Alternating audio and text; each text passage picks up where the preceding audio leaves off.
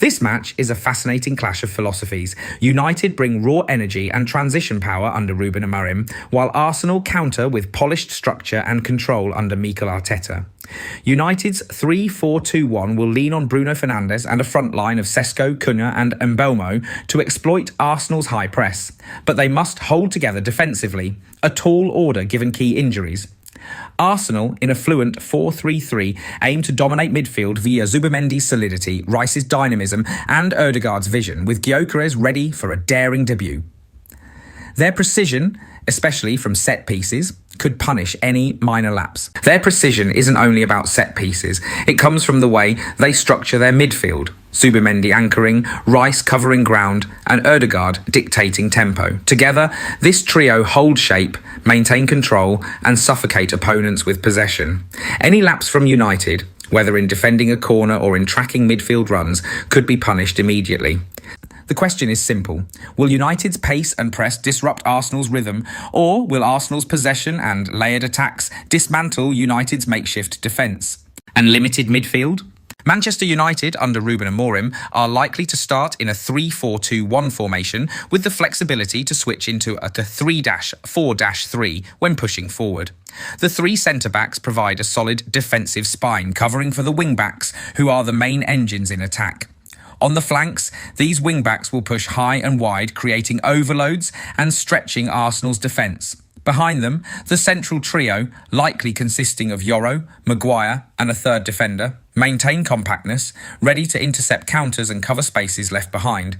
In midfield, Bruno Fernandes will operate as the link between defence and attack, supported by Casemiro. Their role is crucial for initiating transitions and finding pockets of space in Arsenal's defensive block. Just ahead, the attacking pair, Sesko and Cunha, will support Fernandes moving between the lines to exploit spaces in Arsenal's back four.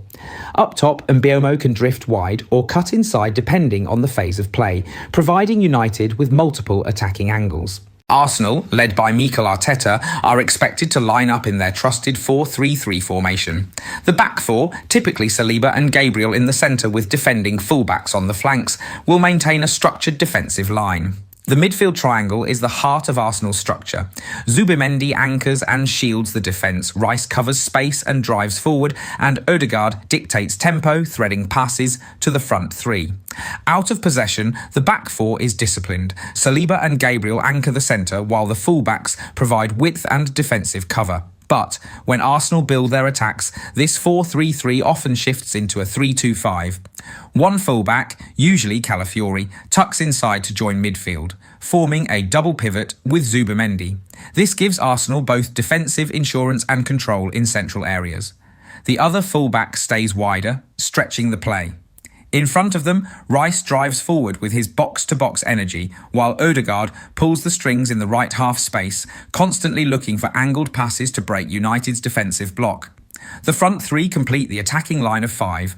In short, United's potential lineup is built around flexible width, dynamic transitions and wing-back overloads, while Arsenal's is focused on structural discipline, midfield control and creating passing triangles to dominate possession.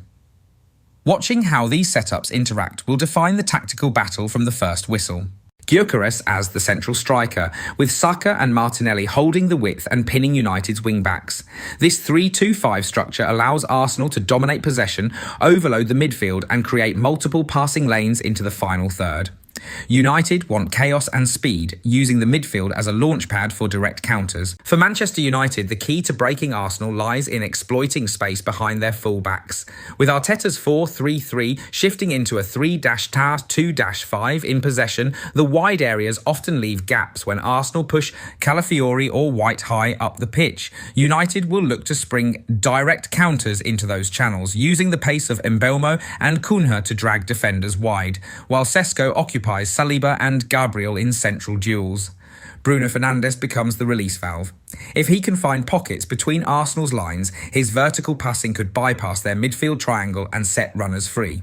United's pressing game is also crucial. By forcing Arsenal into rushed passes near their own box, they'll try to create chaos and capitalise on turnovers in dangerous areas. For Arsenal, the plan is more methodical. Their priority will be to overload United's midfield and pin the wing-backs deep.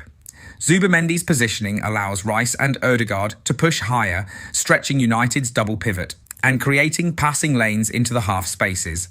By controlling central zones, Arsenal can force United's back three to spread wide, isolating outlet for counters. In the final third, Ødegaard's combinations with Saka, along with Gyökeres' movement, aim to drag United's defenders out of shape.